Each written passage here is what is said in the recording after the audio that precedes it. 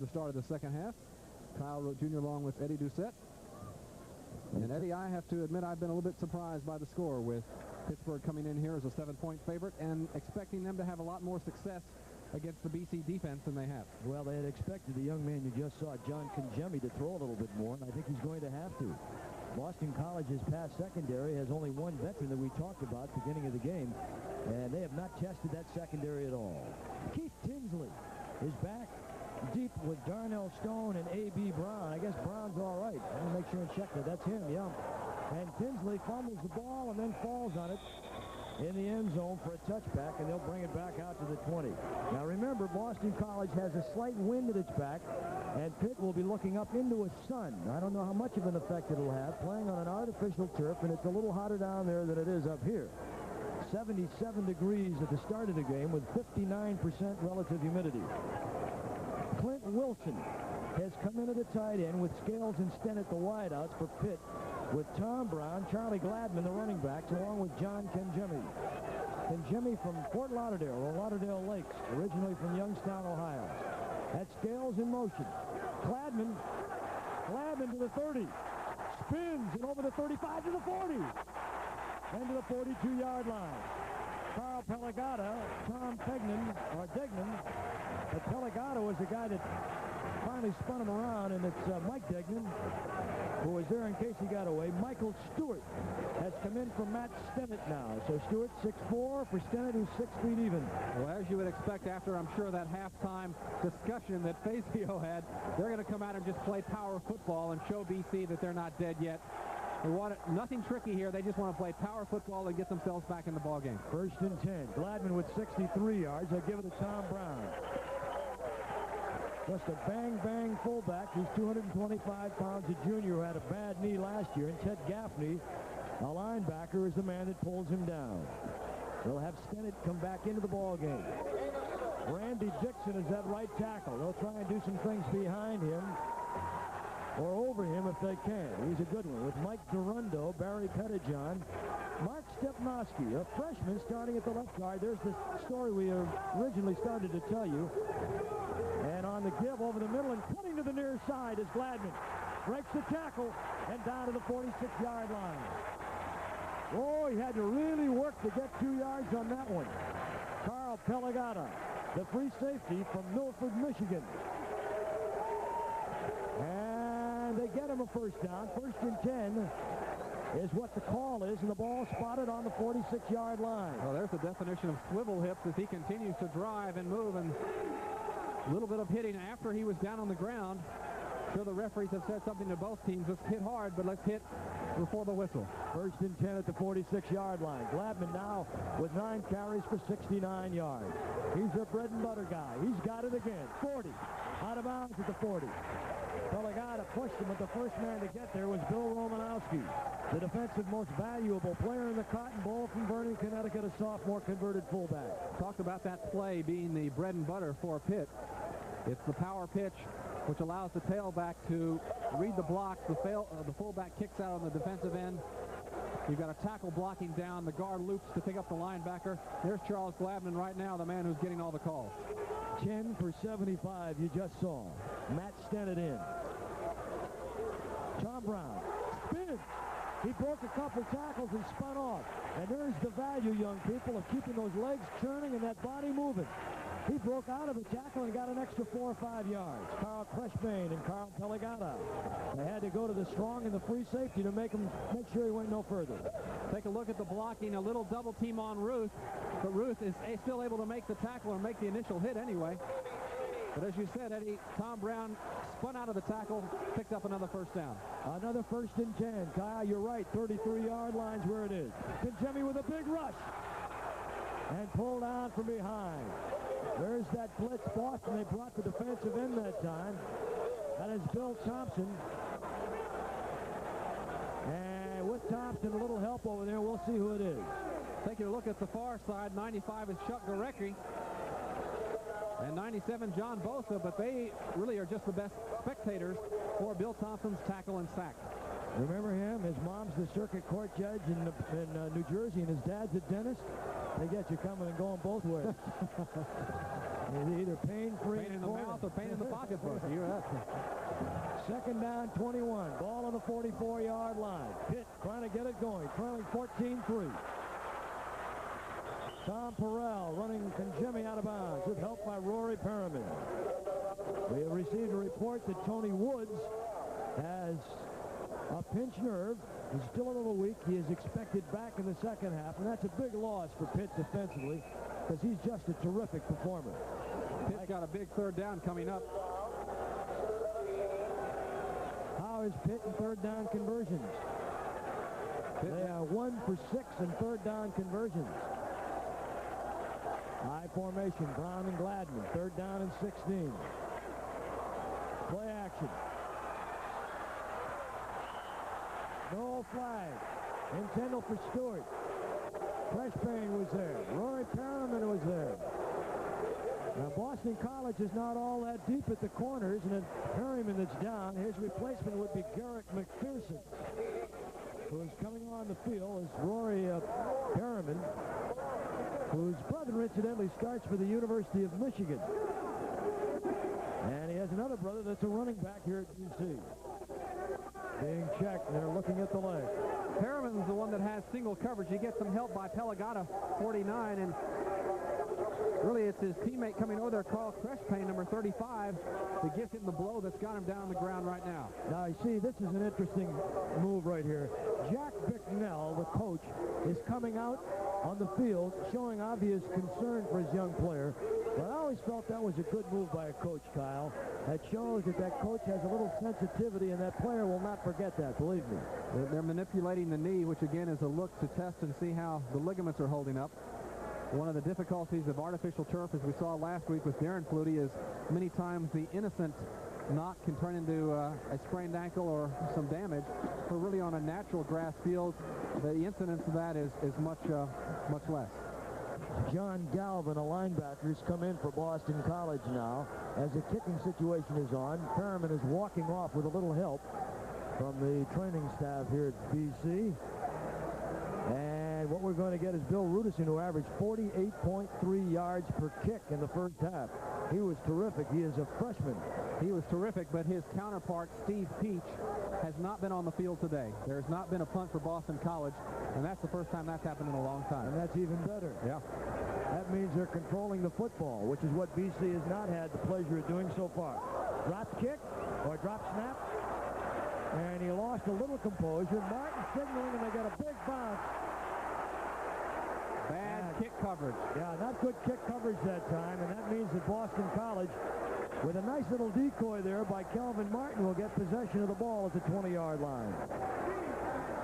Yeah, that one's not good, and they will remember that one and talk about it at practice on Monday. It's 14-3 BC. We'll be right back.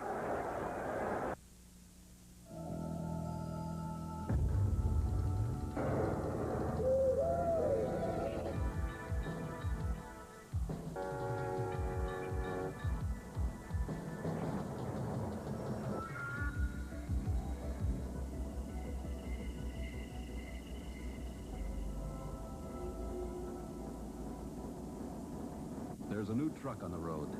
It's called Comanche. It's built by Jeep. It's worth a look. Hello, I'm Larry Myers, host of Motor World, the only television series devoted to the excitement and thrills of motorcycle racing. On our next edition, we'll have highlights from the final round of the AMA National Championship Motocross Series from Washougal, Washington. We'll update the Camel Pro Series with a visit to the Springfield Mile and the return to the dirt tracks of Kenny Roberts. In addition, Motor World will visit one of the finest racetracks in the country, Mid-Ohio, for endurance road racing. Motor World, don't miss it. Motor World at 10 p.m. Eastern, 7 Pacific on USA Tuesday. You're looking at the University of Pittsburgh Medical Complex. Next week, however, we'll be back in Boston as Miami Hurricanes visit. High-stepping Highsmith and Alonzo will be doing the job for the Hurricanes. Halloran. And that pass was intended for Scott Gieselman. Giaquinto was also there. They had Jim Turner in to block as a fullback. And Bill Callahan ran him out of bounds over there, so there was no chance to make the catch. Here it is again. Take a look on the replay. Trying to drive him really deep, then turns to the outside. He got the secondary man, Giaquinto did, and the pass was catchable. Sure, Joe went back to the huddle and said, my fault, Sean. A good throw. They had completed 9 straight passes until that one. Kenny Bell tries the middle of the line. Fumble! Loose ball! Pittsburgh. And that might be the first break of the ball game. Remember, Pittsburgh scored first on a 23-yard field goal by Brasco. That was in the first quarter with 5:47. And then Boston College came back with an 18-yard pass by Howard into Martin and an 8-yard pitch run by Jim Bell, and it's 14-3. Got both hands on it, but as he tries to use one hand to pick up the extra yard, he takes the other one off. It's 14-3. Boston College over Pitt, and it could get real exciting. A few weeks ago, I didn't like myself very much. But 36 pounds later, and I love me. Thousands upon thousands of Grapefruit 45 Fat Burner Plan customers may just prove that the Grapefruit 45 Fat Burner Plan is the most successful pounds-off program ever. In the first 5 days, I've already lost 7 pounds. My 22-year-old daughter lost 28 pounds. Those pictures I sent you can't possibly tell you what a difference 33 pounds has made in my life. Testimonials keep pouring in. Results not typical. By following the plan, the average woman can lose 2 pounds a week. Average man, 3.5 pounds a week. We'll give you free this magnificent Austrian crystal pendant right now with your order. To order your Grapefruit 45 and get your free Austrian crystal pendant and to save COD fees, have your credit card ready and call toll-free 1-800-826-8282 or send $19.95 to Grapefruit Box 19020, Las Vegas, Nevada, or call 1-800-826-8282. Do it now.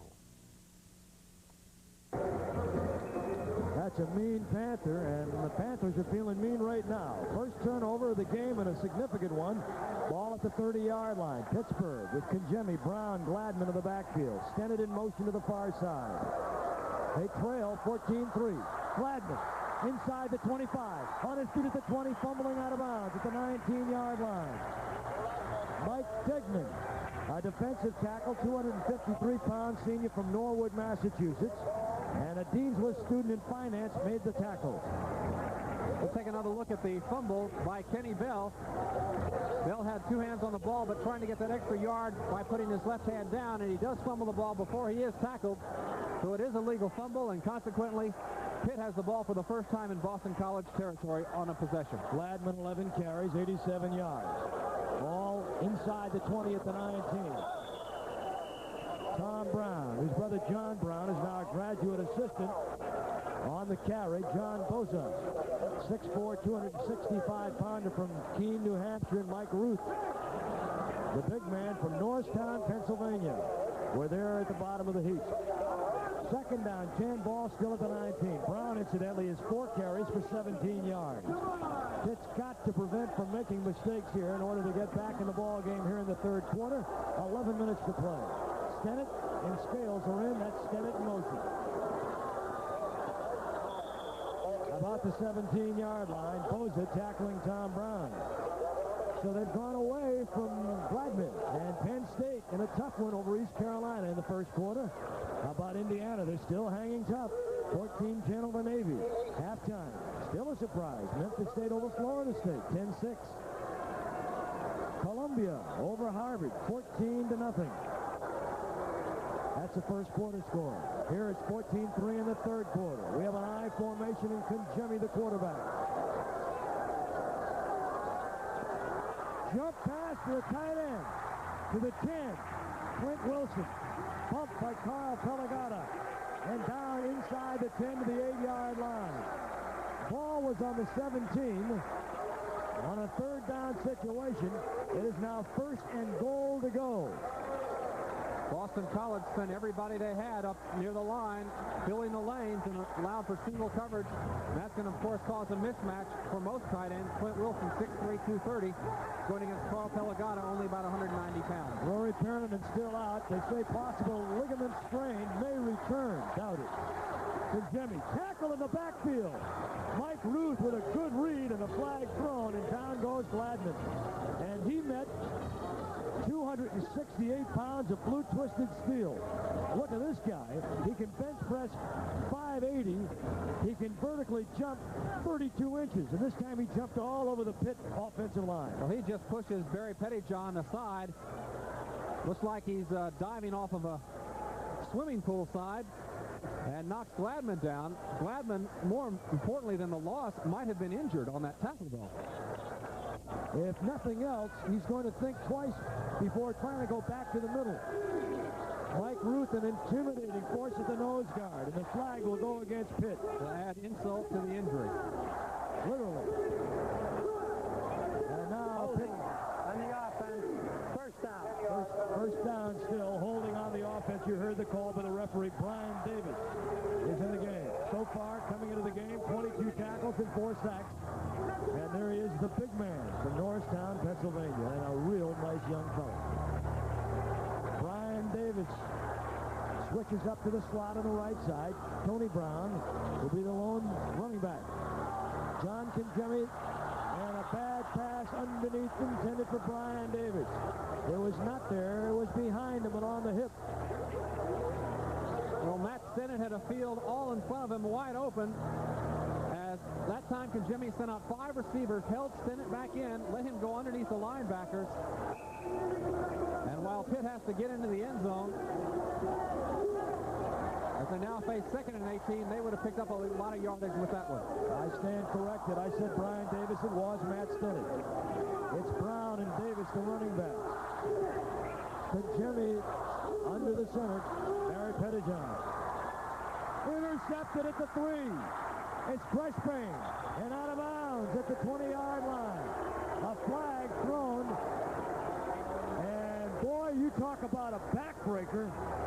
A penalty. A snuff job by Ruth. And now the interception. And who will it be on?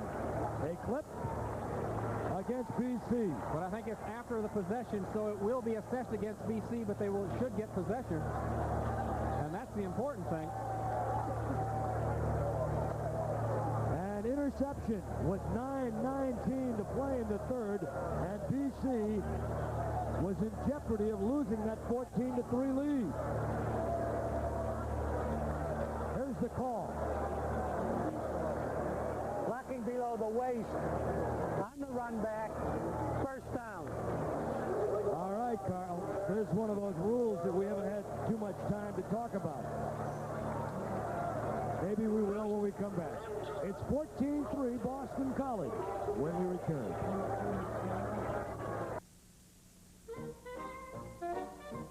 If you're thinking of buying a personal computer, and all the signs say it's time to take the first step, a few questions may still be holding you back.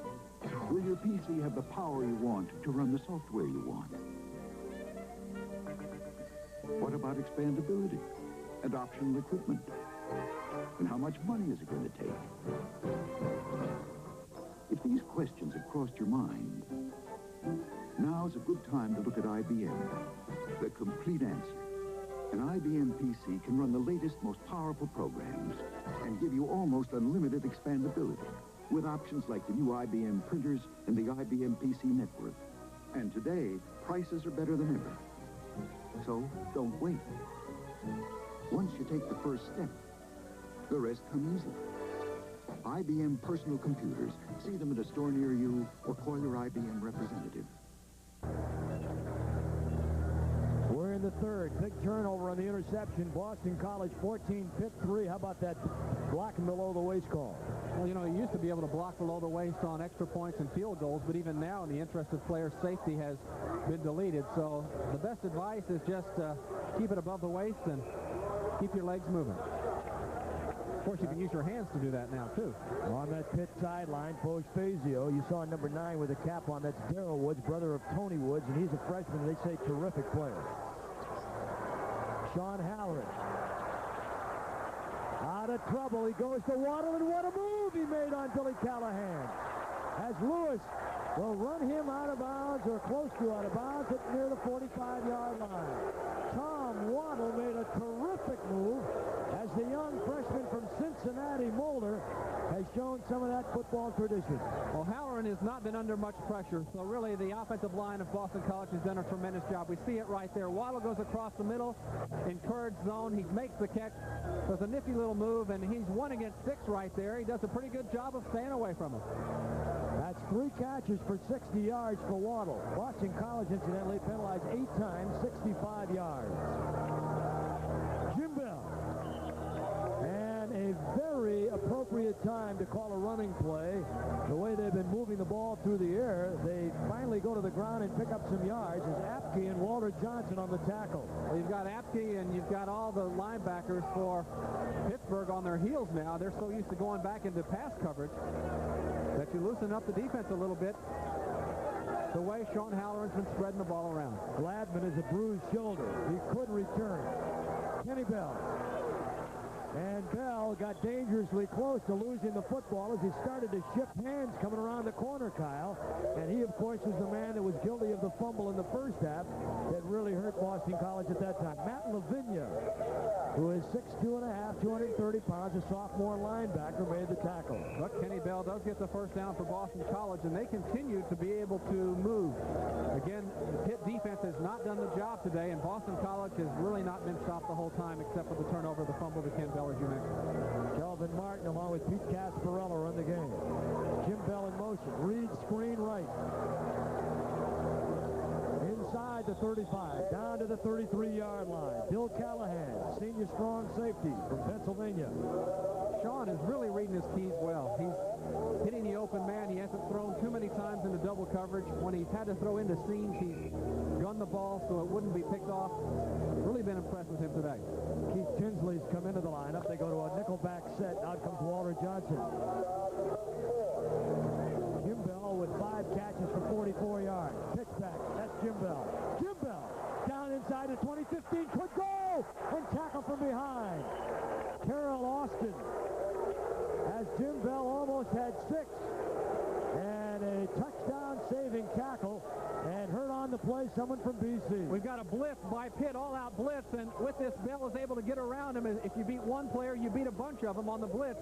Bell does it. He keeps his feet, moves all the way down into about the 3-yard line. We've got an injury on the field. But whether we stop our coverage for a moment or not, the point is Boston College has been unstoppable either on the ground or in the air. Jim Bell now, 11 carries for 86 yards. And he's doing a terrific job of replacing Troy Stratford. Injured man, obviously all right there. At least he's able to get off the field, is Sean Dombrowski, who had a hamstring problem coming in, but it doesn't appear that that's what he injured right there. We've had a lot of minor injuries today. Charles Gladman, Tony Woods, Willie Hislop. Hislop just ran off the field for Boston College, so he appears to be all right. And now they'll use Jim Bell as a lone running back with Halloran, and they'll stretch a wide receiver to the far side. That's Martin to the near side. Darren Flutie. Tight end in motion. Casparello. Using the block. There's Jim Bell. Slides in. And Boston College looks terrific here this afternoon. They used the big right side of the line with Trapillo playing at a guard and David Wydell moving up into that number 1 tackle spot. I know I'm not the first to give plaudits to Jack McNell of Boston College, but his offensive scheme is so creative, and he uses what they give you every time. This time being able to lose your top tailback, Troy Stratford. Obviously, Flutie is gone, but still the scheme works because the players are learning how to read the keys. And the extra point by young Rooney is good. And suddenly Boston College in a commanding position with 6:33 in the third.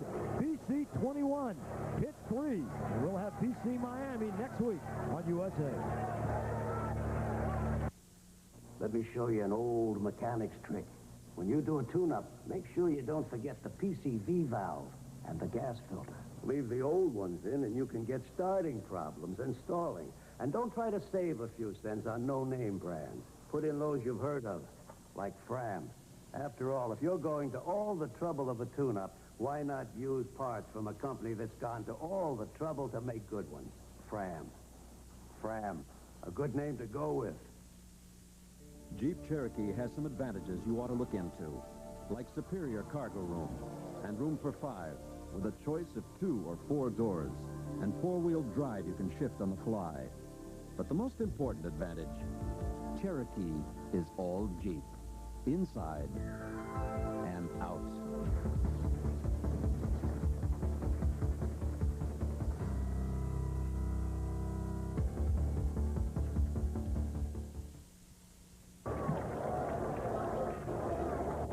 Boston College with a surprising 21-3 lead. And I just go back and call to mind a comment made by one of the Pitt coaches in the newspaper today. They said that they were going to beat BC handily. Well, those things have a tendency to hurt you a great deal. We're taking a look at the initial run by Jim Bell that got the ball all the way down to the 3-yard line. He got tripped up before he got in, but the point was, with Pitt going ahead and trying the blitz, they were able to beat the blitz with the run. There's Jim Bell, the man who's closing in on the 100-yard mark. Jim Bell, 12 rushes, 89 yards, a couple of touchdowns. Took that pitch and curl to the outside for his first touchdown, this little 3-yarder, and he has done a beautiful job filling in for the injured Troy Stratford. Keith Tinsley, along with Darnell Stone and Anthony Brown. And it's Tinsley. He's going to try and run it. Good decision, as it turns out, as he gets back to the 21. So he gets an extra yard, no more. Run out by Giaquinto. Joey Giaquinto. He had a very fine baseball season for Boston College. They didn't have a good year as a team, but he hit very well over 300. Brown and Gladman will be the running backs with Clint Wilson, the tight end.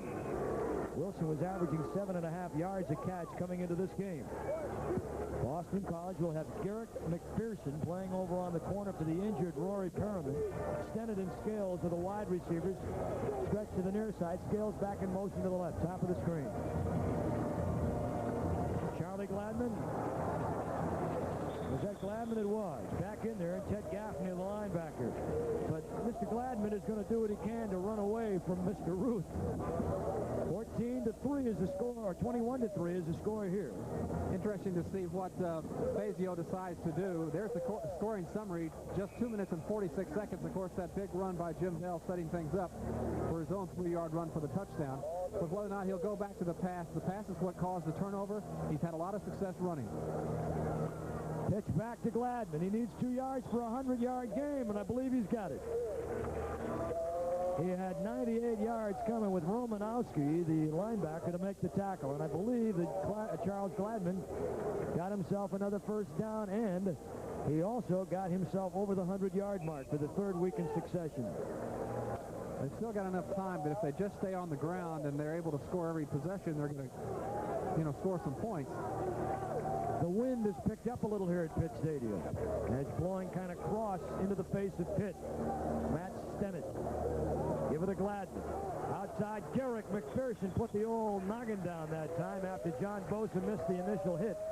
And McPherson knocks him down around the 45-yard line.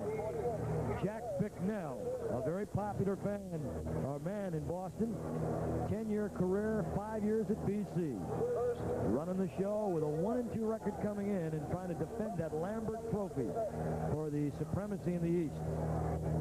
Now, there's been a lot of talk about several of the teams out here getting together to form a conference, which would include Miami, who we'll see next week, Pitt, Syracuse, BC, and more.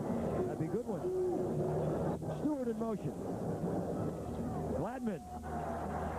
Jumping, hurdling, whatever you want to call it. Inside the 50, and Tom Perrell, a backup nose guard and a defensive tackle, was the hitter on the play. 21-3, BC. Under 5 to play in the 3rd quarter. Here's Mike Ruth, just stands the defense up. Gladman jumps over where he thinks Ruth is going to be, a smart thing to do. Mike Degnan has come in at that tackle. Perrell has come out.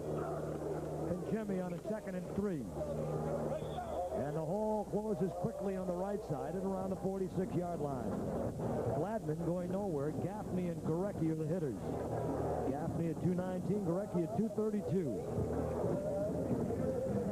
We talked a lot about Mike Ruth, but Eddie, you've mentioned a lot of other names too, and they have a pretty much a senior defensive line, and with Gaffney and some other folks out there, Gorecki, they've got a senior bunch that's had a lot of experience. We talk a lot about Mike Ruth, but they've got some other quality ball players. 3rd down and 2. Pitt's not had the 3rd down conversion success that BC has. Stewart in motion. Tommy Brown, and against the strong middle of that defensive line, he gets back to the 45-yard line and no more. You got Bill Thompson in there, Gorecki was there, Mike Ruth was there. I don't think he's got it. Mike Ruth has bent over like he has had the wind knocked out of him or something, but he looks like he's a tough one. Football player this year, and maybe somewhere down the road, a priest. He's a real dedicated young man. Boston College looking on the far side is Pitt, and they're measuring, and will they have it? They do not. They're 2 cigars shy of a first down. Brought to mind because this guy down to my left is blowing cigar smoke in my face. They may have 2 cigars short, but they only have 1 play left to get it as it's 4th down. 4th down and 1. Ball on the 45 or thereabouts, just shy of the 44. They've got 2 more tight ends they brought in, Shuck and Lawson. 225, 220. Wilson is out double tights with a 4th and less than a yard. And Conjemi, he's got it. And he gets it by the length of a cigar. So a 1st and 10. Pitt keeps it alive. Ted Gaffney, who missed the Temple game with an injury. He was the linebacker on the play. Take a look again at the surge. Ruth has got his head down. He's going to try to submarine the offensive line. He does so, but that also allows Conjemi to be able to jump across the top of him. Pitt, who last week played Ohio State close. They lost 10-7. 2 missed field goals from 32-31 and a fumble cost them the game. Conjemi. Gladman, nowhere, spins loose, gets back to the line of scrimmage, maybe a yard, but Gorecki did an outstanding job of sealing off the outside, forcing the run back into the pursuit inside. And here's Gladman, who's down. He's been run a great deal. I don't know if it's fatigue or injury. Could be perhaps quantities of both. Well, he's run it 16 times for 120 yards. A procedure call coming up against the Panthers. And Brian Davis has come in. And I got to say that, Kyle, I got to think that perhaps it's a combination of a lot of carry and a lot of hitting, where he's going right against the strength of that BC defense, and Bosa and Mike Ruth up on that front line. His 3rd consecutive 100-yard game for Charles Gladman. Clint Wilson is also limping a little bit on the Pitt side. So the nagging injuries are starting to take its toll. Michael Stewart in. Out comes Tom Brown. Tom Brown, incidentally, you wonder why he's such a good blocker for a fullback. He was a converted tight end. Darnell Stone has come in for Tom Brown. Yeah, who we have over here? See some of the knee braces that all the players, pretty much all the players, wear now. That's Mike Degnan. 6'4", 253 pounds. You know, there are over 30 companies in this country of ours who are manufacturing protective knee braces. That's how important it's become. Part of the look here at Pitt Stadium, and it'll give us an opportunity to tell you that USA Sports continues to bring you the very best of Grand Prix tennis. The Trans-America Open. 4-time titleist and defending champion John McEnroe returns to defend his title against a strong field, including Wimbledon runner-up Kevin Curran. Live coverage of the semifinals starts Saturday at 8 Eastern, and the finals on Sunday at 8. And that's tennis right here on USA. I believe that's our good friend Barry McKay's event, isn't it? He's a beauty. I want to remind you that the score here at Pitt Stadium is Boston College Eagles 21, the Pitt Panthers 3. And now we'll have Gladman coming off the field. Well, what a job he has done this year. He had a little attitude problem last year, came back a new man, and when they tried to find out what the difference was, the coach said, well, you know, his grandfather's a minister. And when they were talking to the grandfather recently, he asked how Charles was doing.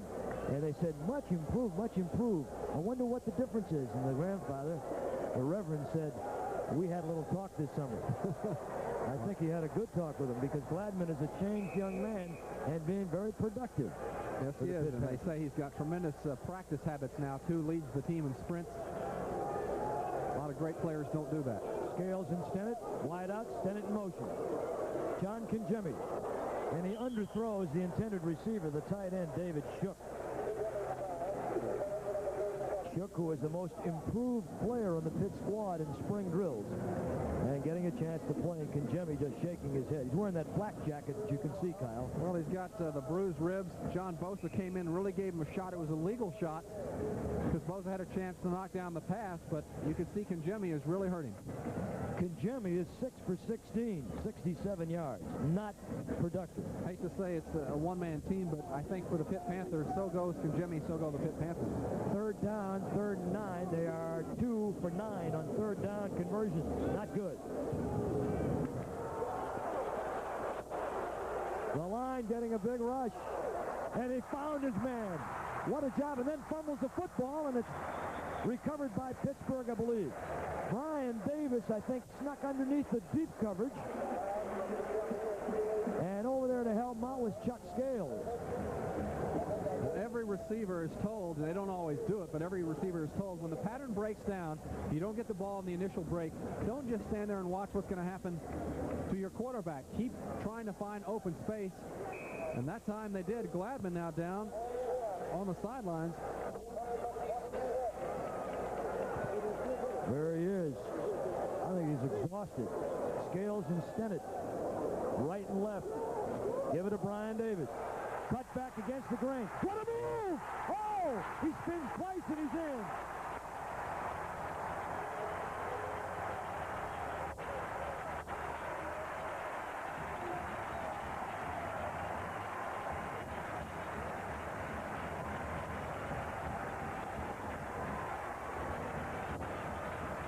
Take a look again at why he is the top tailback in the country, recruited out of high school, an All-American.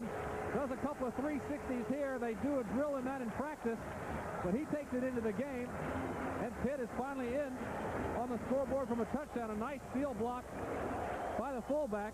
What a juke he puts on the secondary of Boston College. 26 yards. The extra point is good, and that man, Mark Trasco, has made it a 21-10 ball game.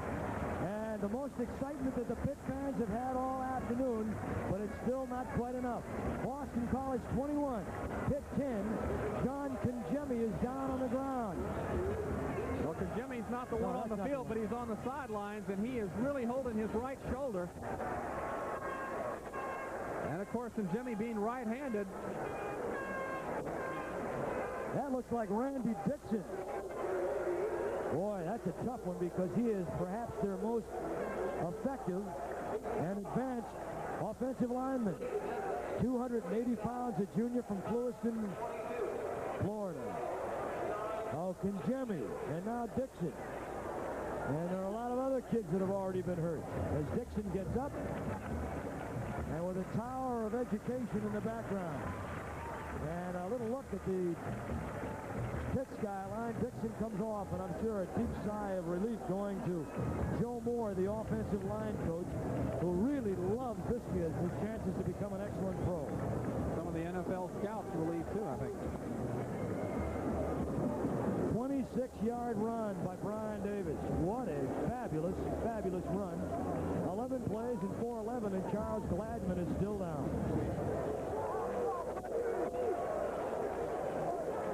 Well, a lot of teams will be decimated if someone of Charles Gladman's caliber went down, but when you've got Brian Davis behind him, they certainly don't look like they're missing much. Tracy Giles. And now close to the 25-yard line. Quentin Jones on the tackle, and Tracy Giles, the freshman running back, 5'10", 195. We've been averaging 16.5 yards a catch, but he's not run before today. Gives way as the offense comes in. All right, Sean Halloran, who has just been terrific. 21 of 26 unofficially and 296 yards. He'll run the show from the 26-yard line. Nowitzki the center. Kimbell the block. Kimbell the block.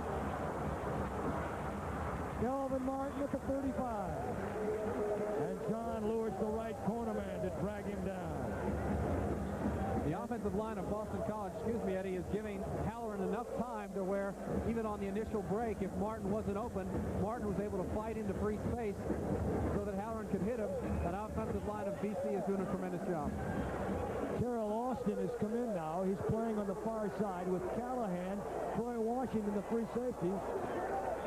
And as they try and go middle with Ken Bell, who had averaged 4.5 yards a carry last year, a little less than that this year, he's pulled down by Matt Lavinia. Lavinia, one of the linebackers, and one of the very good linebackers here at Pitt, and Bill Sapio. Lavinia, that one of the guys that started his first game against Ohio State. Lee Hetrick, who really hasn't had a good season, was penciled in to start at that other spot. Second down and 6, ball on the 40-yard line. Jim Bell coming back in motion. Give it to Ken Bell on the delay. And swarmed under.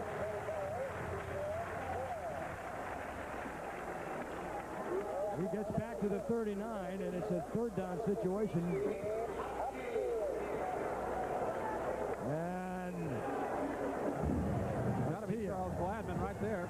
Yeah, he's got a back injury is what they're saying, and his return is questionable. I think he's looking at back and rib. He's touching the area near where his spleen is. So that back injury. Third down and 8 on the 38. Quick pitch over to the near side, and a tremendous move and a fumble and a hit by Tony Woods, and Pitt recovers.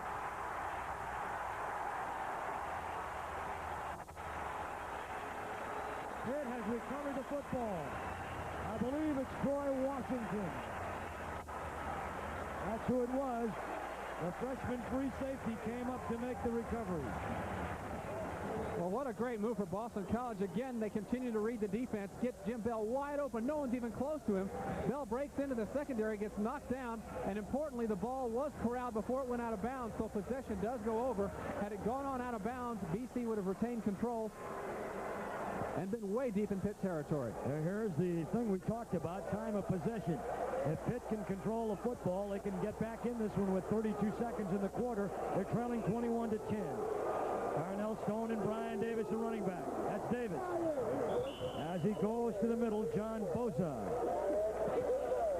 is the big man, 265 pounds to make the tackle. Conjemi with a big job now, Kyle, running out of time in the third quarter, and the clock beating down toward the zeros here with 13 seconds and moving. He's got enough time. He doesn't have to force anything. Here's another look again. It's Jim Bell. It's a little juke in the secondary, gets by, and then a nice hit there by Tony Woods, number 90. And that is the end of the third quarter. Well, we have a ball game. Boston College tried to break it open, but not necessarily so, says Pitt. So at the end of 3, Pitt 21, or Boston College 21, Pitt 10 on the USA Network.